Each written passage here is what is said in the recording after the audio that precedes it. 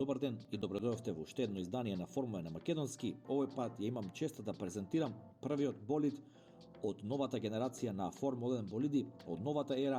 Меѓутоа, веднаш на почетокот да напоменеме дека ова не е вистинскиот нов болид на Хас под кодното име VF22, туку ова е компјутерски рендер, една компјутерски креирана, би рекол, визуализација на тоа како ќе изгледа новиот болид на Хас. И самиот тимски шеф на Хас напомена дека ова што го гледаме сега е повеќе представување на новите бои на болидот на Хас, меѓутоа во основа болидот ќе наликува доста на ова што го гледаме сега, меѓутоа тоа што ќе биде представено нормално на предсезонски тестирање на првата трка ќе биде еден болид во далеку понапредна фаза на развој, но сепак имаме за прв пат во овие нови правила пред почетокот на оваа нова ера на Формула 1 имаме еден болид кој можеме да добиеме впечаток или осет како ќе се движи развојот на новите болиди во новата ера на Формула 1, меѓутоа може ова да биде специфично за болидите кои се придвижувани од моторната единица на Ферари или едноставно ова да биде само исклучок за болидот на Хас. Морам да признам дека сум разочаран и од представувањето на шемата на бои. Знаевме дека ќе биде нешто слично на лани, меѓутоа очекував некоја поинтересна комбинација на овие бои на руското знаме поради главниот спонзор на Хас, а тоа е Уралкали.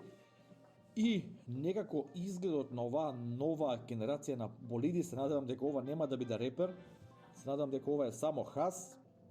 Изгледа чудно според мене, неприродно, некако како да нема некој природен тек самиот болид, дури и шемата на бој на доста места се испрекинува, така да мислам дека овој рендер што гледаме овде на овие фотографии е комбинација од два различни концепти и нарочно, намерно е тоа направено за да се скријат некои детали, како на пример во предната суспензија.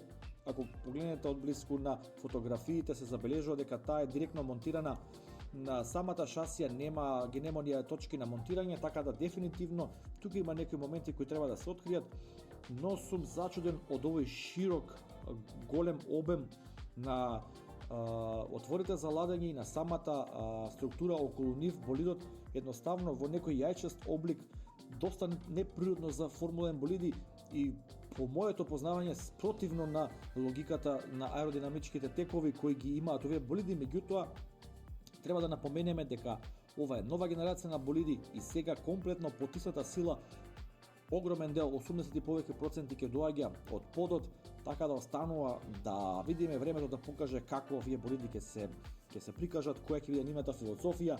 Допрва ќе треба да учиме од сам почеток се што и како функционира.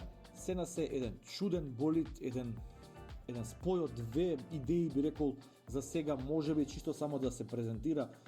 Најави од тимот дека тоа што ќе го видиме во реалноста ќе биде поинакво, меѓутоа дека основата е таа, така да се надевам дека, како што напоменав, сум разочаран и се надевам дека ова нема да биде стандардот. Се надевам дека Ферари, Мекларен, Мерцедес, Ред Бул и другите тимови ќе не задоволат со далеку поинтересни решенија.